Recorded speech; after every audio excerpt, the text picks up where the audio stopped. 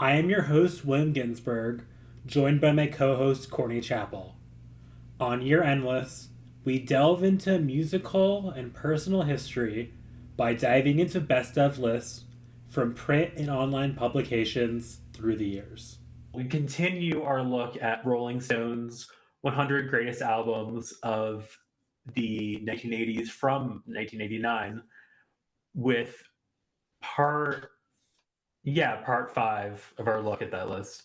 Starting with number 60, Lou Reed with the album The Blue Mask from 1982. We talked about the Velvet Underground in our last series, talking about not their best album. I still don't, I still don't know why that was the one chosen. It still bothers me to this day. I mean, it was good, but it's not as good as the first Not two. their best. We know it's not their best. I mean, not to relitigate it, but I even think White Light White Heat would have been a fine choice as far as being indie. Yes. But anyway, the Blue Mask. So I wasn't sure what I was going to expect as far as quality, but I really liked it. I thought it was. I did not sound 80s in a bad way. Mm. And I liked it better than some of the 70s albums that I have heard. Yeah. It's very Lou Reed as far as being like, I don't know if confrontational. I mean, that is a word sometimes to think of, but like very directly in your face as far as lyrically. Very blunt. Yeah. He doesn't let you not get the point of whatever he's trying to get across. Yeah. No dilly-dallying. No dilly-dallying. Yeah. It's often graphic, and it is kind of refreshing, particularly in the 80s. So many innuendos and flourishes, and this is a very kind of stripped down, brutalist kind of. And I think about the album cover too. I never really connected it with the 80s actually until this list, because it looks very, it looks glam, iconic, and it looks very, almost Warholish, silk screeny. Mm-hmm. I don't know if I jumped the gun talking about the art, but no, I mean, yeah, it is. It does look Warholish. Yeah. The cover is a blue Lou Reed with black for like the features. Yeah. And then the title is blue. It's very small blue. The title is smaller than the artist name, which is interesting. Yeah, it is. The title, it looks kind of like it was cursive. Yeah, it looks like the font on a Chrysler maybe, or a car. You know what I mean? Yeah, kind. It makes me think of like a like a medical kind of like like a heartbeat. The heartbeat, because it's all a continuous line. That's true. And back to the music. Yeah. Those songs that all have different dark or very serious topics. Mm-hmm. Not exactly new fatherhood music, but I learned from the Rolling Stone blurb that he had just become a dad, right? And he was kind of living a domestic kind of existence after his debaucherous 70s life. Yeah. And so he's kind of exploring darker themes related to fatherhood, I guess. But yeah, I mean, the public image of Lou Reed is so tied with his substance use. Mm-hmm. Heroin. Of the substances. The queen of all of them. Yes. Do you like this album? Yeah, I do. Yeah, as I think I said, I do like it better than the 70s era. That's stuff that I've heard. Okay, right. I mean, I don't know if it's as good as the classic Velvet albums, but it's more in that vein, and that musically, it's more in the vein of the Velvets. Yeah, I know what you mean with like the jungly kind of guitar thing happening. Yeah, that kind of noisy guitar. Yeah. And I still think a lot of his stuff is a slog, though. I want to like it, but I wish I liked it more. And then more of the other members in it. Yeah, because I think it is. Yeah, I think it is. Yeah, there is something missed without the other members. It's very loungy. Yeah, I can see that. Yeah. So commercially, I don't know, how did this one do? Is this a mention, which I'm assuming means not great? That's a good question. Yes. Because that was the thing with. I mean, he had a few moments of like commercial success, but like they never really lasted. Right. Because I think it was one of his later in the 80s albums that was like his most commercially successful. Yeah. Let's see.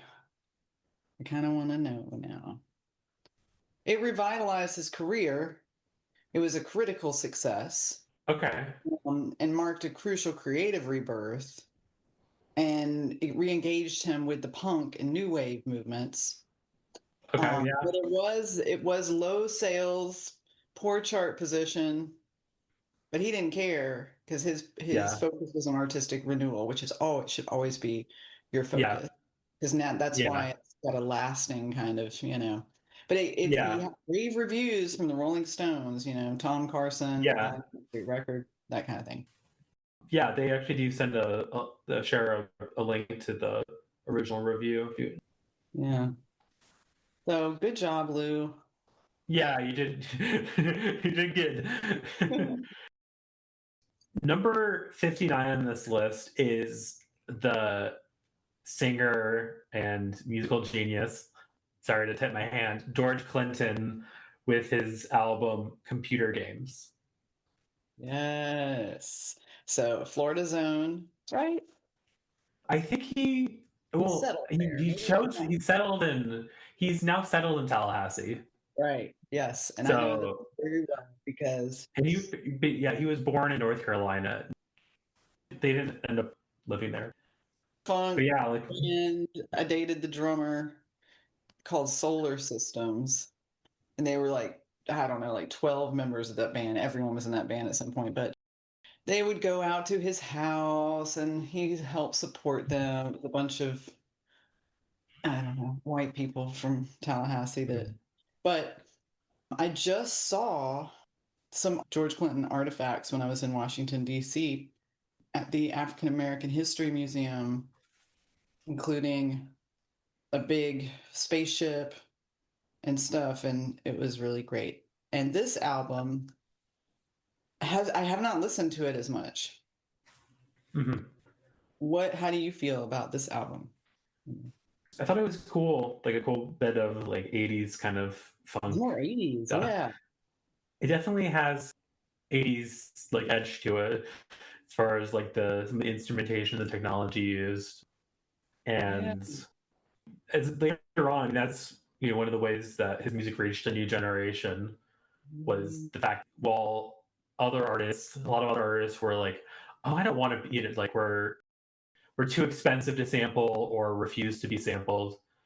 He was one of the few, or the ones who was like, yeah, go ahead. And I mean, his music is a big part of the G-Funk, like California hip hop, the 90s and on. Yeah, that's true. Yeah. Thought about that connection. Yeah. That was really revitalizing.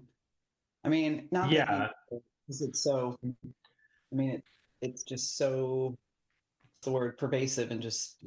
Yeah. So, I mean, I think there's so much music that is influenced by either Parliament or Funkadelic, either part of that. Yeah, because I was getting really into it, like between lists, actually.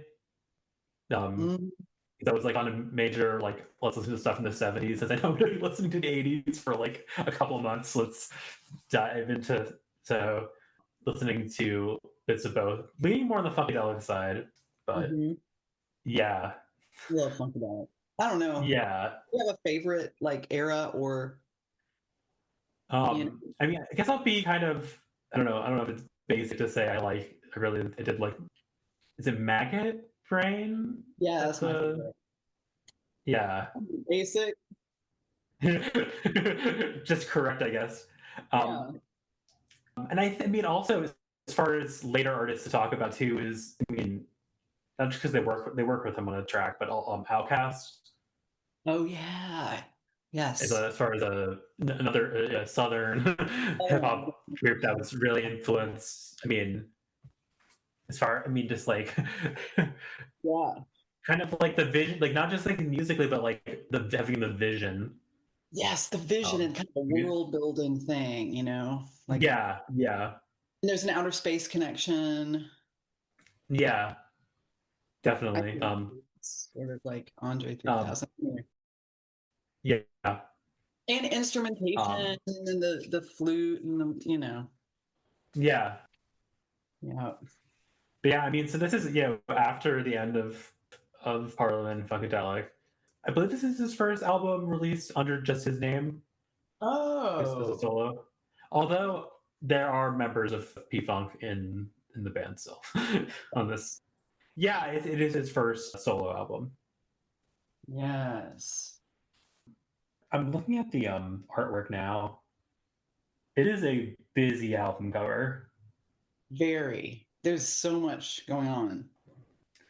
It looks like it's a lot of its components of a computer. Yes.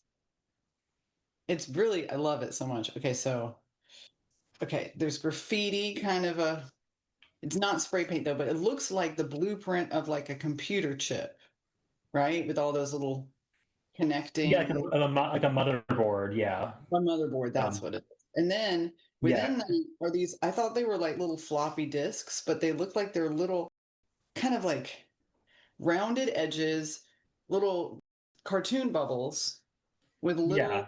there's a spaceship. Like it seems like some of the imagery is harkening back to like Parliament imagery and just referencing various projects of his, maybe. Mm. And there's also little cartoons depicting It looks like some of the songs. some of the songs. Yeah, yeah, it's really cool. There's a lot to Yeah. unpack. There's Yeah. computer games. I mean, it's Yeah. Yeah. and it's a picture of a computer. That's what it looks like, a laptop. The way they Actually, no. It looks actually now I'm looking at it. It looks more like a arcade game because it has like the arcade. yeah, you're right. It has a joystick and then it has like the 3 buttons of like an arcade. That's what that is. Because I'm like, Yeah. I'm not doing it yet. This is really futuristic. But yeah, it's Yeah. completely. I'm trying to read what the little parts say like on the buttons. It looks like one says Bob, and I can't tell what the other ones say though. It's too blurry. But yeah, Atomic Dog was like the hit off of it. And that's why Akira's making sounds right now. I mean, even by '89, it had been sampled heavily. But then, yeah, like the Bow Wow Wow EPO EPA is from that song. Oh, wait. Oh, right. Yeah. Dang. That's okay. Yeah.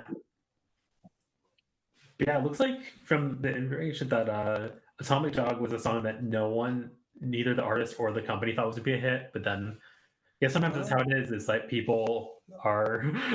Yes. No better than the critics or the companies. Well, yeah. or the company or even the artist sometimes, which is pretty crazy. Number 58 is the compilation Indestructible Beat of Soweto. Okay. I got to admit, I have not had the chance to listen to this yet, but I cannot wait to. I want to hear about it because it sounds like, well, I'll let you talk a little bit, then I can. Okay. Yeah, it is a collection of South African music of influenced by jazz and by reggae, but bringing in like traditional music. Yes. And it is really the instrumentation and like the stuff is really cool. It is pretty out. I mean, I guess to an outsider eyes, it's pretty out there. I could definitely see someone dancing to it. I mean, it is music of resilience. It's referred to, and I was trying to improve my pronunciation of Bekwanga, but I was having trouble even with like Google Translate as far as it not being like, oh, I don't speak that, I can't, I can translate you, I cannot, I can't pronounce this. Just like, how dare you Google Translate?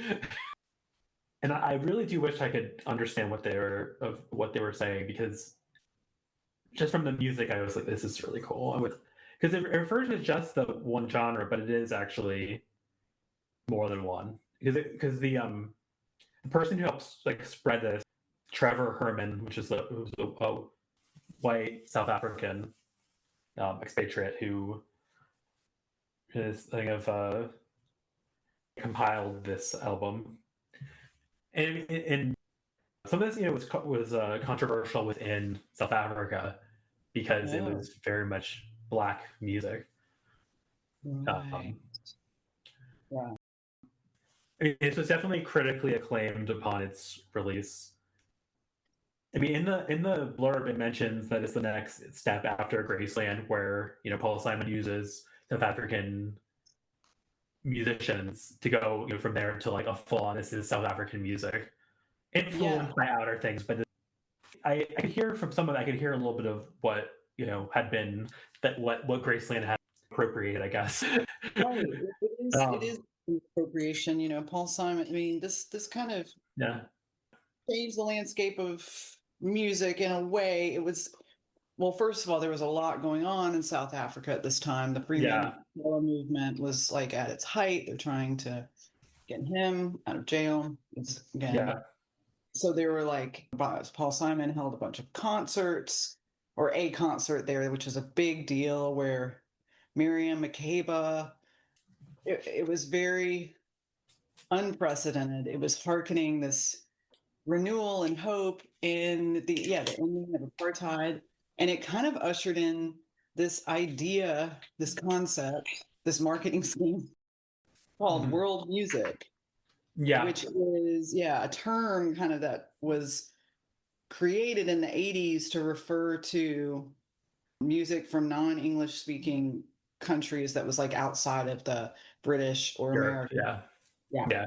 So, I mean, this is our in previous episodes we had the album against like white or like American or British groups performing in apartheid South Africa, and then we had the specials last week who had a later song that was to free Nelson Mandela. So now we finally have the music of the region, music of South Africa that is against apartheid by existing and by being spread, and I definitely recommend that you for sure listen to this, because I really love music from South Africa. I discovered it in the 80s and then they had sections all of a sudden of the record store. It was like world music, quote. And I always loved music from this region, so I feel I'm annoyed that I haven't gotten around to listening to it yet. But I mean, I got into like music of like Zimbabwe. Okay. With the Mabira thumb piano. Oh yeah. Because my dad had a record of that for some reason. I guess it was good. I guess that's why. Back when it was still like in their own apartheid, when it was still like Rhodesia. But yeah, I mean, there's such a variety of sounds within it, like because it is more than just the one. It is multiple South African genres. Number 57 on this list is. Oh my God! Right. It is not South African. It is very not that. It is part of the British pop. Yeah. It is Pete Townsend with his album Empty Glass. Pete Townsend, of course, the guitarist and songwriter for The Who. Yeah. And so this is another case of this list of artists from like 60s or 70s. We have another one of those today as well. So I'm a fan of The Who. of The Who. More so like the earlier stuff than when they're still like more sounding like the Kinks. I Can See for Miles is one of like the great songs, as well as like in start of their more like the arena as far as that goes. Baba O'Reilly is really like the early synth. My generation. I mean, going back to the earlier stuff. I mean, I love Substitute. I love My Generation. Right. Yeah, there were parts of this that definitely could be on a Who album for sure. Roger Daltrey was actually kind of pissed because some of these songs could be on, should have been on our next Who album, because like the Who album that followed this was like not well received. Right. Yeah. I mean, they had lost Keith Moon, the right in their 78. iconic drummer. This is his third solo album, but like the first of all originals. The first one was a connection with that Indian guru. So this is the first one where it's like, okay, this is a full, all original, not previous Who material. And I mean, it has a song that's like really gay, which I mean, it wasn't like unintentional. It was intentionally homoerotic, just to Right. just to be clear. Say that again. It wasn't. It has no. It was Rough Boys is intentionally. It was intended to be homoerotic. Right. Yeah. And also some of it, there's some maybe punk influence on that song, although it comes off sounding more punk rock than like punk. I mean, because not all of it. I mean, some of it I do. It sounds too arena rock for me. Right. There's that arena. Too grandiose. And also, I don't know. It always sounds like show tunes or something somehow to me. a little too much of a ditty. A little too much of a. Yes, exactly. What's that genre? The British one. What is that one? I know it's not skiffle. It's like before that, all like theater-y sounding. Yeah, and like theater-y, like the Paul McCartney was really influenced by for some of the and David Bowie songs.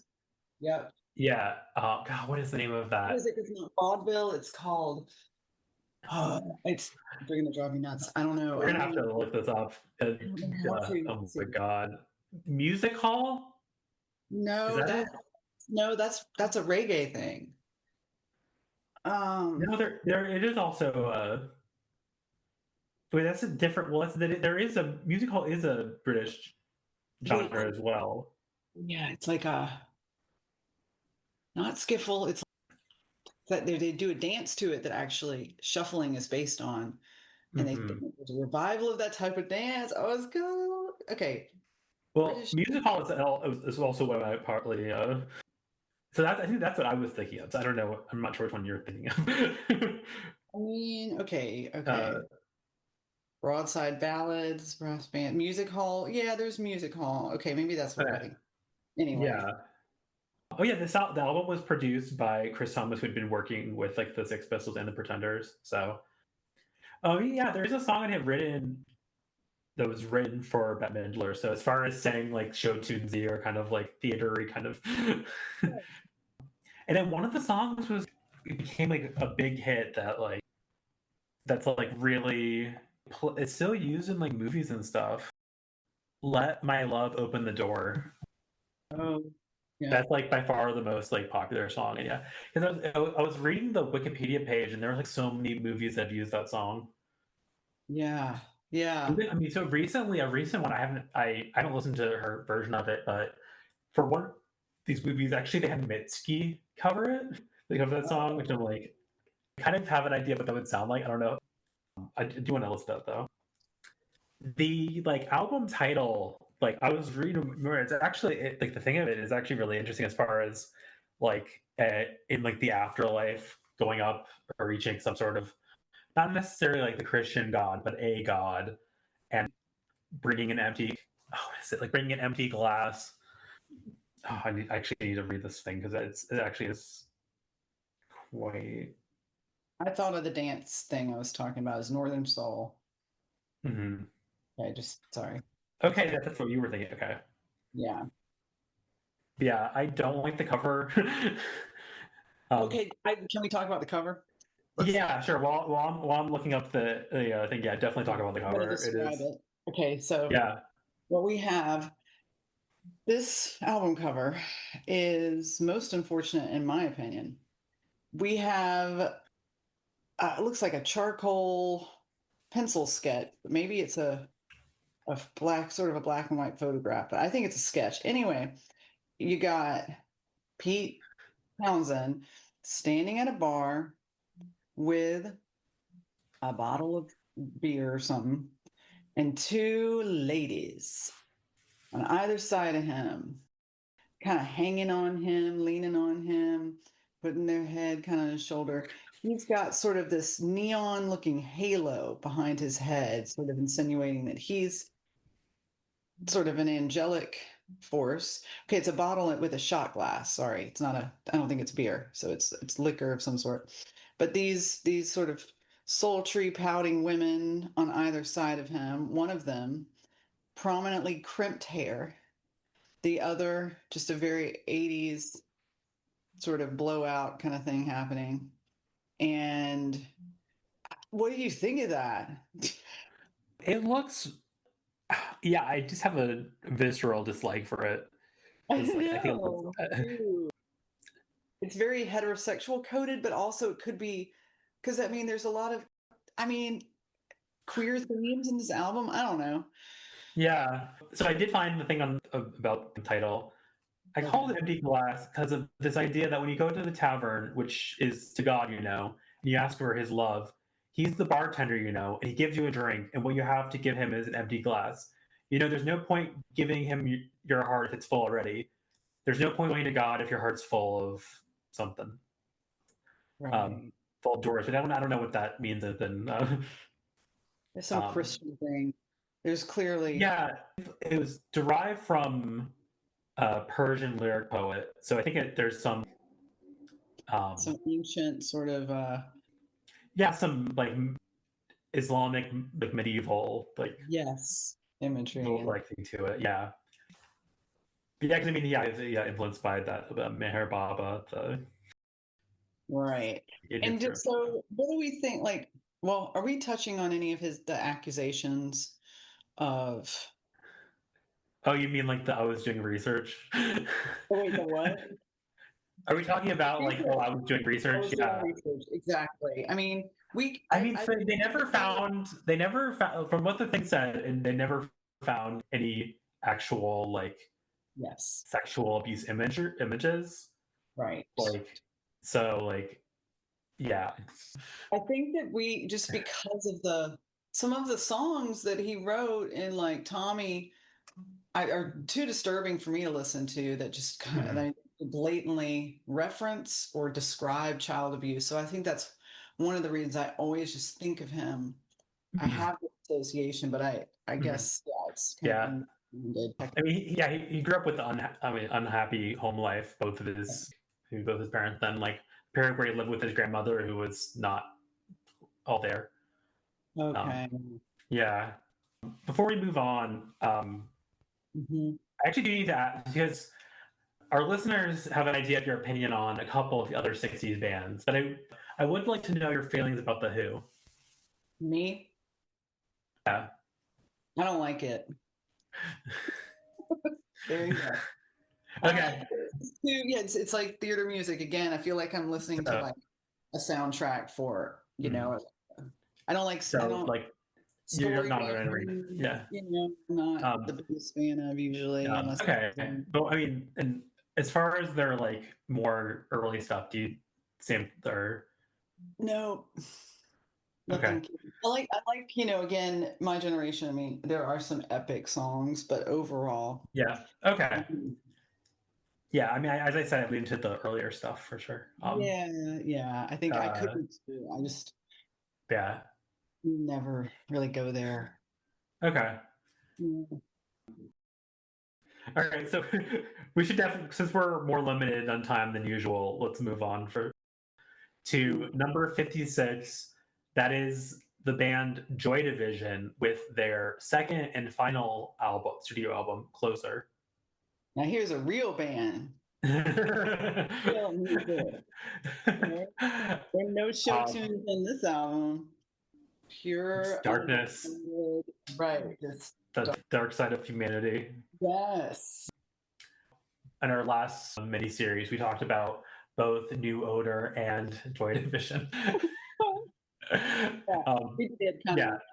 And then we did talk about New Order once again earlier in this series. Yeah. So this is our second take on Joy Division, and still really like it. Still a big fan. Whatever all that entails, stereotypically. So I did read the chapter, or like the section of the chapter about Joy Division in the book. Right. In Simon Arnold's book. Oh, cool. Yeah. So we went to more in the thing, like, if because we did mention that what the name of the band is derived from. Yeah. And there was some uncertainty back then. Or are they Nazi? Is it more of like a statement on fascism about Nazism? Yes. Let's talk about that. Yeah. And I mean, so I listened to their first EP because I'd never heard it before. The album cover art is like pretty, like, it feels a little bit more edging towards looking more like actually Nazi. And then like their dress kind of put toward like the sort of primness and like the of dress. I mean, they're not, but they played on that razor's edge for sure that I didn't really know about, because I really only knew like the albums, like. Right. I mean, this is a great album. I don't think it's as good as Unknown Pleasures, and I think I said that. I think we said that maybe, but yeah, it's more experimental in some ways than Unknown Pleasures. It is. Although, I mean, so in some ways, it's more experimental. It's more like essentially them. It doesn't have the kind of joyous, dancey pop element that they actually bring underneath all, which is what is so intoxicating about this band, in my opinion, is that it's so dark, it's heavy, the themes are so morose, but there's this real kick-ass, kick out the jams kind of spirit to their playing, I believe, because of the early influence of Mark, what's his name? God dang it. The producer? The producer, Martin Hannett. Thank you. And then you see that showing up obviously later with like Blue Monday. This is like they're made for the club, really. Yeah. I mean, even their final single, Love Will Tear Us Apart, I mean, it's definitely danceable, very danceable, and like, you talk about the, as far as like how like the difference of their sound from like the album compared to how it sounded in the venues they were playing, that there's, I mean, definitely sounds like, I was looking for any of the live ones just to see what it sounded like, but one of the people I interviewed for talking about the book is that like they were a band that was meant to be played like in arenas,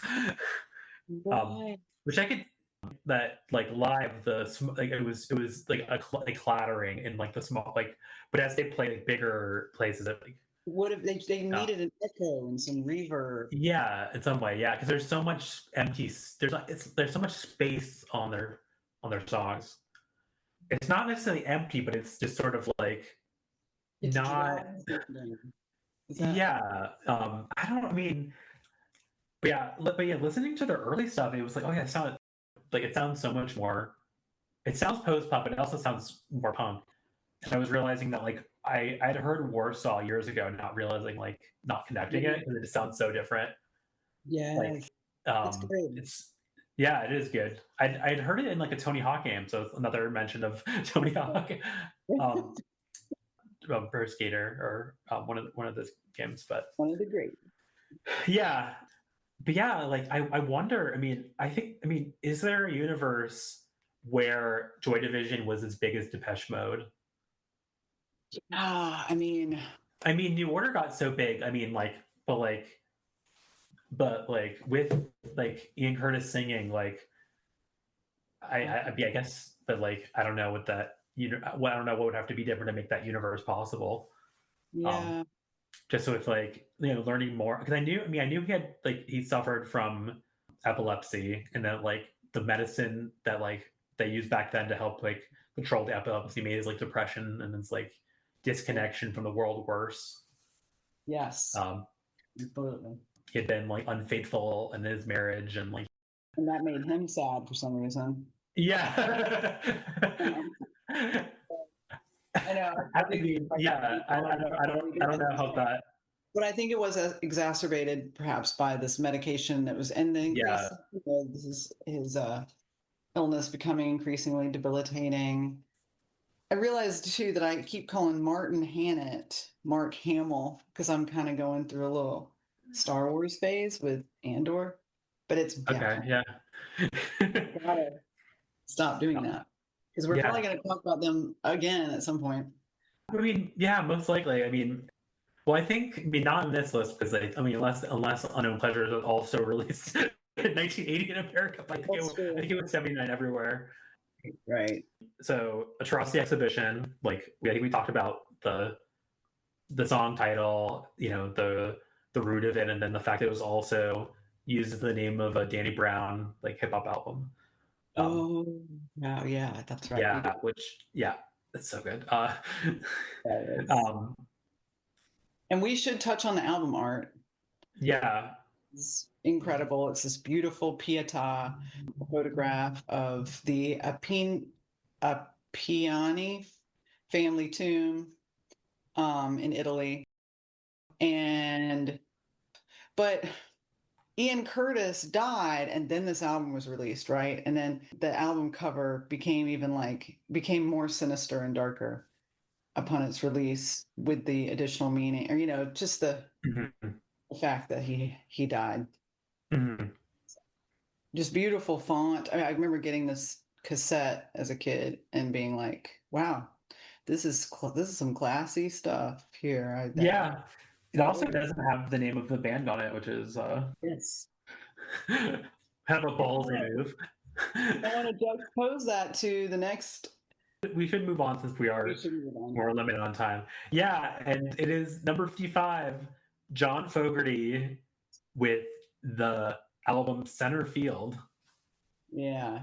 So, yeah, another band or another artist more known for his earlier work. In this case, with Creedence Clearwater Revival. Yes. Like one of the, both critically and commercially, one of the biggest bands of like the late 60s and like early 70s. And they're great, man. Even I love them. I wasn't sure. I was like, they're really good, but Corey sometimes has some controversial opinions about 60s music, so yeah, no boo for me, but I'll get down with some Creedence. So John Fogerty had like a lot of trouble with his label that were, I think like he signed away some of the rights to get out of his contract back in the 70s, and then it just is still like there was like lawsuits that like because his music, like the music he's playing is too similar to Creedence, which is one of the most so offensive to like you sound too much like yourself. Yeah. And so I think it went all the way to the Supreme Court. Like there was a ruling on it. Because from what I read in the studio, not the studio, in the courtroom, he brought in his guitar and played, showed that these are different. These are not the same chords. It sounds similar because it's the same guitarist using the same setup. It is not the same song. And there's a song on this album that he had to actually change the name of because originally it was Zantz Can't Dance, referring to Saul Zaentz. So Saul Zaentz, who was the head of his former record label. Right. Okay, yeah. I like that song quite a bit. Vance can't dance, but he'll steal your money. Wow. Watch him as he robs you blind. Yes, yeah, okay. Yeah. And then Center Field is, I guess, like a big baseball song. So I mean, this was a comeback. This is a comeback. This is a comeback album for Fogerty. I mean, because like as a solo artist, as well as like a band that was like a fake band. I mean, not fake, but it was like really just him that like didn't do as well. So this was a big deal for him. And though, from my understanding, that the follow up was not as successful, or like was kind of a flame out. I mean, I think he might have played all the instruments on this. Oh wow! Yeah, he did everything on it. Well, that's cool. Yeah, it was recorded for only 35,000, which like for that was for like it's impressive for how to my name, but that's a lot less. It's pretty cheap considering. Particularly for like a big deal artist. Yeah. I mean, we talked about some bands particularly on our previous list that recorded for only a couple thousand, but they sound like they recorded for only like a couple thousand. Yes. Well, this does not sound like this sounds way bigger than that price. It does, and it was the same studio as Rumors, Fleetwood Mac. Yeah. He just whipped it out. Press record, and it was. I mean, I'm sure it was a lot harder than that, but he's very. He sounds better over instrumentation he sounds better over it than I thought he would, honestly. Because he still sounds like, he still sings like John Fogerty. Yeah. I mean, since I don't know where I don't know when we'll actually end up talking about Creedence again. Yeah, great. It's not in this list, right? Because they didn't make any albums in the 80s, did they? Yeah, I mean, no, they haven't released anything since their last one in the 70s. They never. Right. The only time they reunited was for like their high school reunion. Oh. And I think for one of their weddings, it's like it. Oh. How do you know that? Oh, it was on Wikipedia. Okay. Fogerty has written a memoir, which I've not read yet. But you will read it. So how do you feel about stuff? Do you love it? I don't know. I mean, yeah, I do. I mean, starting with like, so I heard Proud Mary, not their version, but like the Tina Turner version, which is like one of the biggest songs in like my family. Wow.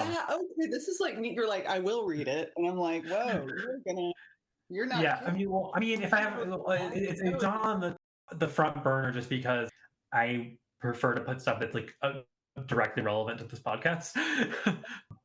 But I do want to read it because I mean, I love their. I mean, I also got more into them because of the Minutemen, because they did cover "Don't Look Now" on Double Nickels. They have a Creedence cover, and I was like, oh. Yeah, they have some, like they see fun of it. Then I also, heard heard the other songs on the 60s station. And they then got the albums, some of the albums, not all of them. I guess I will at some point, but listen to everything. Because they were like on fire back. They released multiple big albums, in a year back. And people make the argument that they were like the best band while they were, at their peak, which is probably true. It's true. Like in the late 60s, yeah. He does not sound like he's from California at all.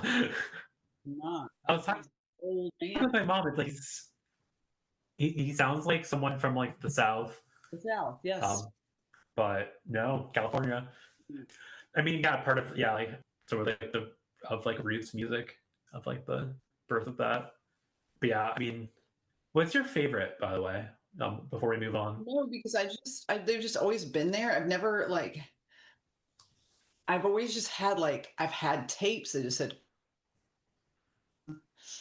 So I don't know their albums. They're all kind of one big, fully formed thing. I think I had like a greatest, all the time. So I don't. Well, I'd say which song that album as I've listened to Willie the Poor Boys the most. I would say song wise. Like, what's your favorite? Oh gosh. Yeah. Okay. I need to look at a list. Okay. Yeah. Yeah, that tracks. I think my favorite is probably Have You Ever Seen the Rain? Although it's been kind of overplayed for me recently because so there's this weird trend. I don't know if it's a trend, but I've seen it. Is that creating music videos for bands that existed? Which one? Born in the Bayou. Okay. Yeah, there's this thing of having these HD like music videos like made for like band, like for like 60s or 70s bands. It's really strange. Yeah. Number 54 on this list is the name of the band is The Talking Heads with their album Speaking in Tongues from 1983. Talking Heads, great band. Great band. Who could deny?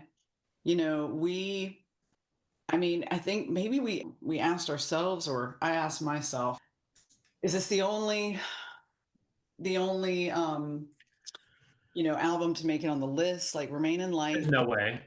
There's no way, right? Remain in Light has to be up. This one I could see being rated highest because I mean, this is such a great album. Yeah. I prefer Remain in Light, but we'll see which one makes the. I mean, yeah. Well, I mean, Remain in Light was, because the earlier albums are otherwise from the 70s, but it I mean, is in the 70s. That's right. Remain in Light is 80, but the other ones are 70s. It's 1980 then. Yeah. Yeah. I mean, I think I might have seen the picture on one of, like, in the spoiler picture at the top. I really stuck with Remain in Light before, and listening to it, I was like, oh yeah, this is really good. I don't know why did I listen to this. I now do kind of want to listen to the later stuff just to see how I feel about it. Right. This album was written in a similar way to Remain in Light, as far as beginning as jams and then jams that they are. Yeah, and built up into a song. And it was also really influenced by by African polyrhythms, and like I read the memoir by Chris France, the drummer. Okay. That he released in like 2020. And so like he had he talked about a lot of different, things of his like personal history, and then like the history of the band, and like the love story, the drummer and the bassist, him and Tina Weymouth, the bassist, were the rhythm section together. Yeah, they've been together since they met in college. Because I mean, the band was formed in art school. Is that a plus in their favor in your mind? Wait, what is what? Is that a plus in your favor towards the band that they met in art school? Well, the band started. Yeah, it kind of is. I mean, there's like, it's indicative of some privilege and maybe a little bit of incubation and stuff. But yeah, I do love that. Yeah, I mean, they met at the Rhode Island School of Design. Yes, just like is that school? This is an art question or school question. Is that still regarded as like one of the best art schools? Yes, absolutely. Well, since last I checked, I mean, I'm probably a little dated myself, but definitely one of the greatest. Yeah. And I wonder, like, if its enduring reputation has anything to do with the Talking Heads, maybe. Yeah, maybe. I mean, so yeah, both Tina and Chris were like visual artists. Mm-hmm. That's right. Which is why this album cover and all of their, their visuals are amazing, but this album cover. Yeah, they have, all of their. Some people don't like the color choice for their debut album. Right. With like the red, with like the green text on red background. Yeah, but it's very jarring. It's a complementary colors, so your eye kind of goes like, Yeah, it's Christmas colors. Like, everyone after that, like that I've seen, are all like really good. The more songs about buildings and food is really like out there and really cool. Yeah, they're one of those bands that's like post-punk before punk. I mean, they play at CBGBs a ton. I mean, they were very intentional as far as like, we want to be good before we like are recorded. Like, if we don't sound good, then even if we're people interested in us live, then it's gonna like fall. There was an intentionality to. So we mentioned their rhythm section, but we'll mention Jerry Harrison, who was guitar. I guess he played keyboard as well, and he was a member of previous topic Modern Lovers. And then of course David Byrne, who is one of the most unlikely frontmen of any band ever. Definitely not one to really. He's not charming. He's very introverted, very socially strange, and I think later, more recently, diagnosed, with like autism spectrum, which like, I guess points to, because he was not a very good bandmate. No, he was very difficult to work with, very controlling. And then they Took credit for himself for stuff that it wasn't his. That wasn't his. Yep. He sounds I mean, like the press definitely put, like if something was in Talking Heads, it was because of David Byrne, and he wouldn't like dissuade them. He wouldn't be like, yeah, no, that was actually like the basis. She came up with this, or like, oh yeah, of course I. Yes, totally. And then, and of course, we also talk about Brian Eno, who played a big part. Yeah. This was not produced by him. I think Remaining Light's the last one produced by him, because like he started having, like he became more full of himself, or according to Chris Who did, Brian Eno or David and Brian Eno, right. Yeah. And that became like more harder to work with, and like more. Right. I mean, because he was a big part of the sound with like the post-punk and like the and also the new kind of electronics, as far as like the punk bands that brought that into their sound. With like the ambient kind of electronics that Wire was separately doing as well. But yeah, I realized, I was like, I think Burning Down the House might have been the first like Talking Head thing that I was aware of, but I think it was like at summer camp, someone just started singing Burning Down the House, and I was like, wait, what's that about? So it was inspired. Yeah, it is. Chris, Fran saw them at in New York City, and that's the root of it. Yeah, and then Naive Melody is it's a really touching song. Like for a band that's that has so many songs about like unromantic, very like kind of like serious, and the songs that are like that, there are love songs that are like very like from someone who has trouble connecting with other people, but that's one that like really feels like, and the ambient more normal song, vulnerable, and the like the ending of that song, there's just this sort of, I don't know, it's just very dreamlike, kind of reminds you of being disconnected. So the song itself kind of reminds you of the feeling, and I love that. Chris and Tina had like formed Tom Tom Club, which had been like really successful. I mean, for one of their tours, Tom Tom Club was bigger than Talking Heads, so they actually like. I mean, there were shows where they opened for themselves, and then, this is also around the time that they, with Rainline, with this album, they started like their bigger touring band, the one like immortalized and Stop Making Sense. Also part of the fact they have the keyboardist in their touring lineup from P-Funk. And I guess I should mention, this just reminded me, Scott Aukerman and Adam Scott, in their series about bands, they have You Talking Heads to My Talking Head, is a series they did about Talking Heads. Yeah, it's cool. Yeah, there's another thing, like if Remaining Light is on this list, I will talk about something related to them I want to save it for that, because on the like embarrassing or kind of very personal side, I'll save it for them. Okay. Well, with that cliffhanger, we have that to forward to. So I watched some of their Tiger performances like from earlier in the band on old Grey Whistle tests in like England, and then also they were on American Bandstand, which is crazy. Oh yeah.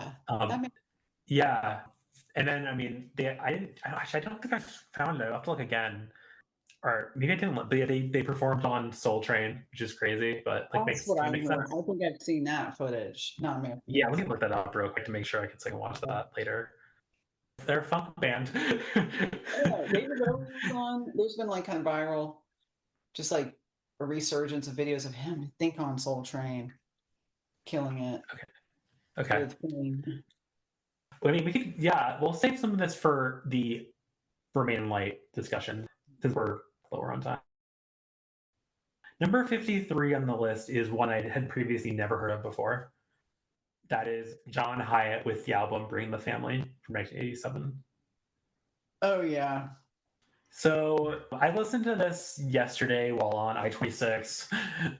So I really did not like this at all.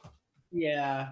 I was like trying to come up with like one of those compliment or like criticism sandwiches. You know, you start with the positive, you have the criticism, and you have like another positive at the end. Yeah. I couldn't come up with a second positive. My only positive is like he's like as like a vocalist. I don't necessarily like it, but like he's not like I mean, he doesn't sound technically bad, but like I couldn't come up with a second double because I don't like this at all. I don't like the singing. I don't like the lyrics. I don't But like the why is it on there? instruments. Why is it on this list? Right? I mean, I don't get it. I did not get this at all. Like there's other ones I didn't he like knew care for. Like somebody. He knew one of the writers in Rolling Stone. You know what I mean? Or like something. I don't know. yeah, I didn't. Who is he? I mean, so it looks like he had like all. He had like good. He had like a strong band for this. The all-star band to cover serious topics or like personal things. I don't. I mean, because like I was hoping to be surprised because like a couple episodes ago, I was really impressed by Crenshaw. I really liked his album, so I was like, oh, maybe I don't know it. Maybe it's gonna be really good. I'm really gonna enjoy this. But like, I got nothing out of this at all. Nothing. Nothing sandwich. Yeah, there's no. I have. Some of it was like too like white bluesy. I just did not, which I'm not Eerie? like That's the word I would use. It's like it sounds like a bar band. It's a white in the blues. bad way. Yeah, I know the musicians that are on this album, according to the Rolling Stone writers, are like really some. I can't Yeah. bring myself to look them all up. I didn't give. I couldn't. I could not. I Um. agree. Yeah. I just. I Yeah. wish I had something to counter with, but I don't. I don't have anything like I. To those who This is. love. And this is the for me personally. This is the worst album on the entire list so far. At least like was funny. Like I got some like solid laughs from that. At least like Van Halen like was shorter, and Yep, I yeah, got some laughs out of that's that. got some like it or not, some Yeah, jam. it got some hooks to it. You can Like there's some stand crap out. that Yeah. yeah, I don't like it, but it's like I get it. Like I understand why it was like this one I don't get it. I don't I hope. I mean, I guess I hope this like helped him deal with whatever he was going through. But like, I don't. It's kind of like they're talking about his past. It's like he finally got over alcoholism, settled down, and had a family. It's like this is one of the writers of the Rolling Stones' friends or something. That's my vibe personally, or something. I don't know. Yeah. I was like maybe Will's got this one. I don't know. No. I mean, because yeah, there was like so there was like parts that were more like the like white blues, and there were some parts that are more heartlandy kind of. I like the heartlandy parts a little bit better, but still did not enjoy them. By enjoy them more, I mean just like dislike them less. And I think I mean, maybe I'd like the part. Maybe if you the ones that are slightly different musical style, like because it mentions in the Wikipedia about some new wave. So maybe the new wave I like more. Yeah. But because like I'm not discounting his technically, yeah, fine as a singer, just don't like how he sings. Same. But yeah, so number 52 on this list is the band Dire Straits with their album Making Movies. Making movies. Making movies. Yeah, it's not actually. I'm surprised they didn't go with the one that was like better, like which was like the big MTV one. It is making movies. Yeah, because the one that was called it Making Moves.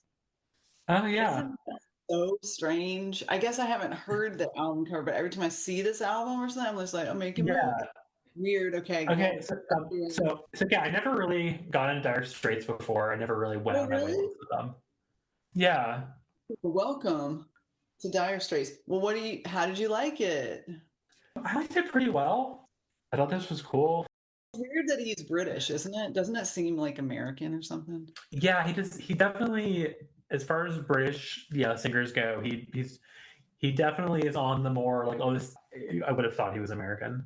Right. I was so shocked, years ago when I learned that he was British. When I heard him talk, I was like, oh, what? He's one of the greatest guitar players of all time. Yeah, he finger picks, right? What's that?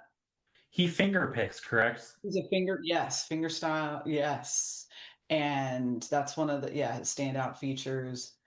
so my husband is a big Dire Straits fan, big Mark Knopfler fan, and knows all the words to all the songs. And so, yeah, and this is a very short album. It is a 38. Yeah. Did you notice that? Yeah. Yeah. So it's very condensed. Only 7 songs. Yeah, yeah. It's not my favorite. Well, it's just not long enough, for one thing. That's an interesting criticism. Yeah. But Romeo and Juliet, which I heard the first one being covered by the Indigo Girls, who are from Atlanta. But like, I like their version better, kind of. Got that but whatever. It's a great lyrics, great little songs, great. It's a great album. I don't know. Is this gonna be? They're gonna show up again on this list, I guess. Maybe, yeah. Because I was thinking they'd go with the most commercially successful, which is Brothers in Arms. I have a feeling that the album I owned as a kid will be on there. What's it called? I haven't pulled up. What's the album cover? Because I can probably. Yeah, it's So Far Away From Me, and so I was like I was surprised at how big their song from their first album, "Soul and Swing," is. Like, yes. Have you heard it? I mean, yeah, I've heard it. I mean, I don't know if I have to listen to more to see if I to really get it. Like, I didn't like it didn't completely hit me on the first listen, but I did. I mean, I liked it enough that I'd like to listen more. But on YouTube Music, it has 1.1 billion plays. Yes, that's crazy. The most. I mean, it's it's one of those story songs that's so. Mm-hmm. Sometimes those are annoying, like Piano Man or something, but like, it's so perfect. It's about how like it's just band members talking trash about each other, and like this is their side job. I don't know. It's just such a world. And the album I was talking about before that I think might show up again is Brothers in Arms, which which had the big like Money for Nothing. Yes, is that what it's called? Which has satirical use of that. Yeah, satirical use of the F slur. So I mean, I watched the video for that, and it's like it doesn't. I don't like saying it hasn't aged well, but like it does not age well. Like it looks so remit right now. Like I get that it was like big at this, like Major was happy. Yeah, it doesn't like stand up. It was a big deal at the time. It's like. I wonder, I haven't seen it since like the 80s probably, but it was very cutting edge at the time. Because it was generated? Yeah, it was like, it was computer generated. Mm-hmm. And it looks like an 80s computer generation, like. Very 80s. It's bad. But yeah, so one thing I actually found out, quick Dire Straits, is that they actually toured with Talking Heads. What? Like early. Yeah, like they opened for them like before they got big. That's maybe before the first album. Yeah, once like Talking Heads were big enough to like not be the opener, to be like the main draw. Like Talking Heads shows up, like wow, some of the bands they toured with. It's like some of those shows sound just like so good. I was impressed by I enjoyed this album. Good. Okay, we should keep going though. Okay. Yeah, so number 51 on the list is our second full-on hip-hop album. Yes. And that is the debut album from Run D M C, self-titled debut from 1984. And it rocks. It does. I mean, I'm glad we started this soon because there's just a lot to say about it. It's one of the greatest rap albums of all time. I think that's indisputable, right? I mean, they were on a great run. I mean, it's like it's one of the greatest debuts for sure. Yeah. And I mean, they were the sound, the 808, just like the like cutting edge for the time, like rapping, the like interplay. Like it's the interplay between Run and DMC is like so important to the band. Yes, the interplay. I mean, it's really. And it's stripped down. Obviously, yes, you've got these very kind of, the 808, just these very raw beats, but it sounds fuller. And I mean, it just aged so well, more so than LL Cool J, which we talked about earlier. The other rapper. To me, it's just sounded so big. It still sounds so. good, for lack. Yeah. Because I mean, I'm more familiar with Raising Hell compared to this, but this is also kicks ass. Jam Master Jay. They were 19 when they recorded this. Yeah, they were super young. They were musical pioneers. Like they were style wise, you know, they were like a big deal. Like there's still like a classic look, the b-boy style that they with the hat, the glasses, everything, the black, like the colors. yeah. Mm-hmm. And like, yeah, I mean, it's so the lyrics are great. I mean, sucker MCs. Yeah. And like they're not trying to be anything they're not. Right. Like they're not fronting, you know? They're not like pretending to they're not fake. It's very real. Yeah. And I mean, and like they're not trying to be gangster. They're not pretending to be not pretending to be gangster, but they're sincerely, I mean, they're kind of nerdy, but yet also not. Yeah, totally. I mean, they're with rock, with starting with like the samples, but then eventually the song with Aerosmith. I mean, rap metal and like does not have like the best reputation. No. But I mean, there are some like there were some like parts of it that are like are cool. I listened, speaking on rap metal, like so I listened to the Public Enemy Anthrax version of Bring the Noise for the first time in a long time. Oh yeah. Yeah, it's not that good. What do you think? Because that is like I was like, it was, I get why it was, I used to like really, but like, yeah, Ian from Anthrax does not, does not have the voice for rapping. Right. Yes. But like the idea, the fact of it existing, and like it is really cool.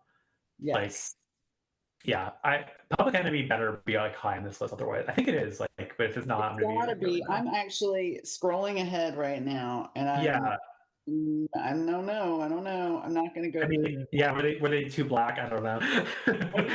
I do. Well, yeah, because they're my favorite of the genre. Because I'm old, but this album was my introduction to them. It brought them onto MTV. I mean, they were not that they brought them into my home, is what I'm saying, and and I just thought this song kicked so much ass as a kid. I think it really, brought at least the metalheads and the skaters and whatever that brought Public Enemy into our awareness. And that's when everybody got Fear of Black Planet. And then we were like kind of more politicized and well informed too about things that we didn't understand about 911 and what it means to call them and have them be like actually a danger to you. And it was very But anyway, I guess we're because I mean, Run DMC was like the first platinum selling. They were they did not want to do that song with Aerosmith, understandably, because Aerosmith,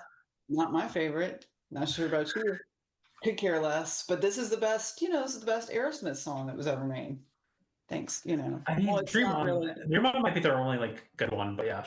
But they were elevated by Dream On's like fine, but like anything like their 80s or like 90s, like once they got clean and like all that stuff is and the music video is amazing in a way. But I mean, why do they make that decision? Like who? And there's a story there. Like I guess somebody came up. What's Steve Tyler and was like, "Hey, we got to make this happen." I don't know how that happened, but because the Walk This Way. I mean, that was a huge deal because I don't know if it was like we understand this. There are like white artists, like rock artists, who like got it, and there were ones who just didn't. But, like, I don't know. But there are ones that didn't who still did it because it was kind of like the commercial thing to do. So I didn't actually look to see because I mean if Raising Hell's on this, I will look into more to see how exactly that came together. But we talked about it with LL Cool J. We're both big fans of like this era of like hip hop.